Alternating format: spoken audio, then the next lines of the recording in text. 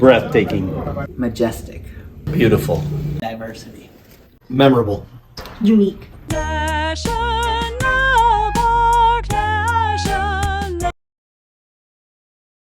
A national park is a part of the United States that is preserved and protected by the government to help sustain ecosystems. There are 63 official national parks, which are all important monuments that help shape our country. National Park Services manage 84 million acres of land. Settlers were traveling out west and discovered scenery places such as Yellowstone River and Yosemite Valley. During this time, Native Americans attempted living and settling along rough, dry, and rocky areas, but it was very dangerous for them along the rims and edges. According to History.com, prior to the 19th century, most Europeans and Americans viewed nature solely as a resource for food, clothing, and shelter. In Europe, early attempts at nature preservation centered upon the efforts of wealthy landowners to conserve trees for timber and wildlife for game hunting. Before the 19th century, citizens realized how important nature preservation was. Naturalist, known as the father of the national parks, John Muir, helped preserve the area. He was credited and most known for creating the national park system.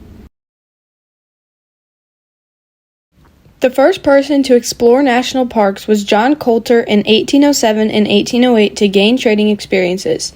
Some members of the Washburn-Langford-Doane expedition traveled south, starting at Helena to the region of Yellowstone in 1870. For 11,000 years, Native Americans lived in what is now the national park properties. The government wanted these territories and tried to remove them from the area. As this happened in 1864, President Abraham Lincoln responded to the pressure of taking care of nature by creating the Yosemite Land Act to protect Yosemite Valley. Congress of the U.S. set 3,400 miles of square land aside in Wyoming, Idaho, as well as Montana to create Yellowstone Park. It was first established in 1872.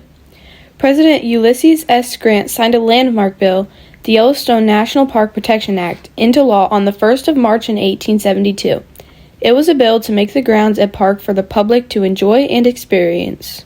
According to the National Parks Conservation Association, in the mid-1950s, the National Park Service initiated Mission 66, a decade-long billion-dollar program that vastly improved the buildings and gave birth to a new shiny idea, the Visitor Center.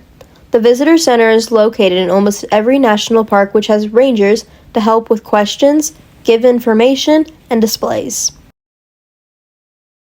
The Indiana Dunes is home to diverse species and habitats in the nation. They are formed by the mix of wind, water, quartz, and silica, which are still able to be changed by nature today. They have taken several of thousands of years to form, with a peak 200 feet above Lake Michigan. The movement to create the park in the public started in 1899, but was officially authorized in 1966. It is the 61st official park with about 15,349 acres, 15 miles of shoreline, and 15 miles of trails. In 2021, over 3 million visitors went to the Indiana Dunes, with 60% of them being somewhere other than the state of Indiana. But on a yearly average, they get about 1.6 million, according to Brant Bauman, a deputy director of Indiana State Parks. The Grand Canyon rocks were formed millions, possibly billions of years ago, according to several different scientists, but it became a national park in 1919. It flows into the states of Arizona, Nevada, Utah, and Colorado. It is a popular visitor attraction with about 5.9 million visitors each year. Visitors can view sedimentary and primary sandstone layers that give information about different periods of time. John Muir commented on the beauty of the Grand Canyon, explaining the radiant and unique parts of the earth. Some of this beauty includes wildlife, with about 8,000 known species. These animals have a large area to live in. The Grand Canyon is about 277 miles wide, and its deepest point being about 6,000 feet down. Sudden changes in elevation allowed the Grand Canyon to change its own weather, including precipitation and temperature. Well, right before I went to Yellowstone, Yellowstone had major fires. And a lot of people were upset because the firefighters didn't put out the fires in the national park, and some people thought they should. But what they forgot to realize is fire is a part of the natural development of national parks.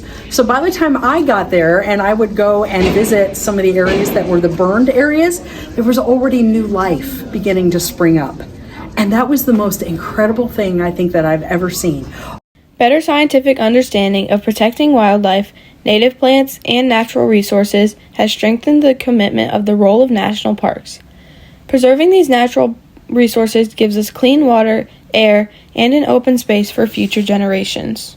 Previous generations used these lands to fight battles like the Civil War.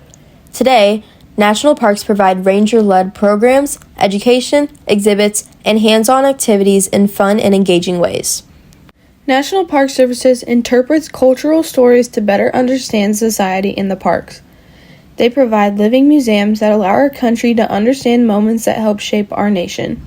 They also provide animals food, area to raise their children, grow, and rest to threatened and endangered species. The national park helps humans by decreasing medical costs through increased exercise of exploring the parks. In conclusion, national parks are important monuments to help shape our country in several ways. They provide species areas to grow and live.